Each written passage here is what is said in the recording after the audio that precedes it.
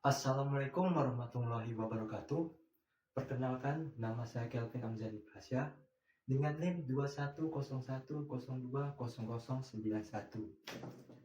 Pada video kali ini, saya akan menjelaskan tentang kejahatan cybercrime yang sering terjadi di negara Indonesia. Jadi, selain itu juga saya akan menjelaskan tentang tindak pencegahan bagaimana mengatasi berbagai cybercrime yang ada di Indonesia. Jadi di sini saya akan menjelaskan 3 kasus utama yang sering terjadi di Indonesia. Jadi kita langsung saja masuk ke kasus yang pertama, yaitu tentang pencurian data.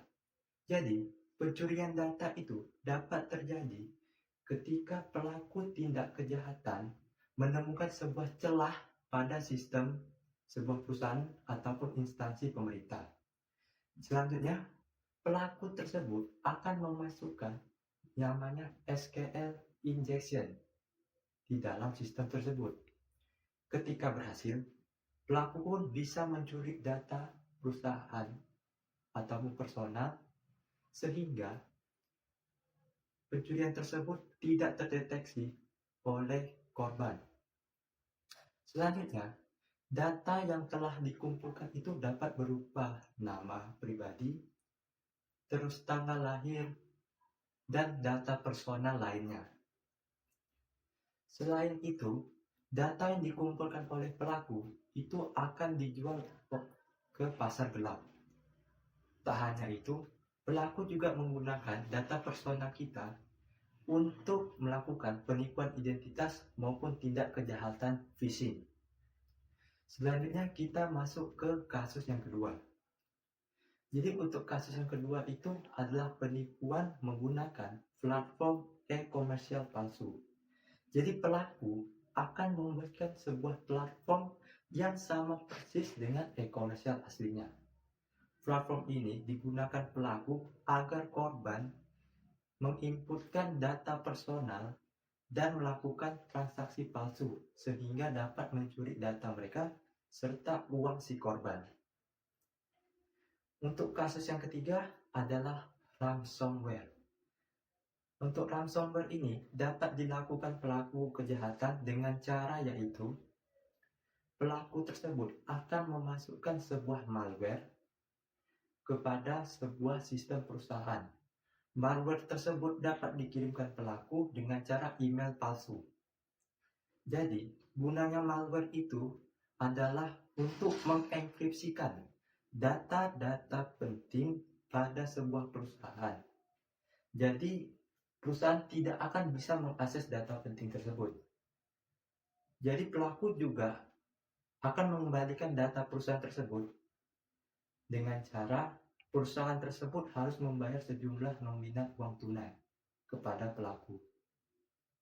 Jadi, untuk itu 3 kasus utama yang sering terjadi di Indonesia.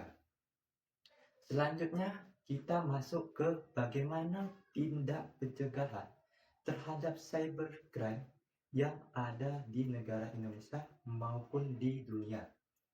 Jadi yang pertama itu adalah password. Usahakan password kita itu kita ganti dalam sebulan itu, kita ganti sebanyak 2 kali maupun sekali paling minimal. Selain itu, dalam pembuatan sebuah password, usahakan password kita itu tidak mengandung nama pribadi kita, tanggal lahir, maupun nama hewan peliharaan kita. Selanjutnya, password tersebut usahakan memasukkan berbagai karakter unik agar mempersulit pelaku kejahatan untuk menebaknya. Terus kita masuk tindak pencegahan yang kedua. Tindak pencegahan kedua itu adalah menggunakan two-factor authentication. Jadi ini gunanya untuk menambah 2 lapis keamanan pada akun kita sehingga memperlambat pelaku kejahatan untuk mencuri akun pribadi kita. Terus yang ketiga itu usahakan selalu tetap waspada dan curiga terhadap apa saja informasi yang sering kita dapatkan. Jadi usahakan informasi apapun yang kita dapatkan itu usaha kita cari apakah sumber tersebut itu terpercaya atau tidak. Terus yang keempat itu, usahakan update sistem keamanan atau antivirus kita secara berkala agar mempersulit untuk para pelaku kejahatan tersebut mengirimkan malware ataupun menyusupi ke perangkat kita.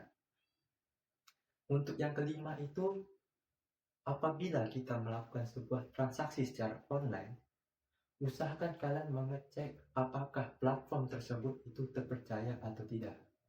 Misalnya kita melakukan transaksi di sebuah website, usahakan melihat URL-nya, apakah URL itu betul-betul platform originalnya atau tidak.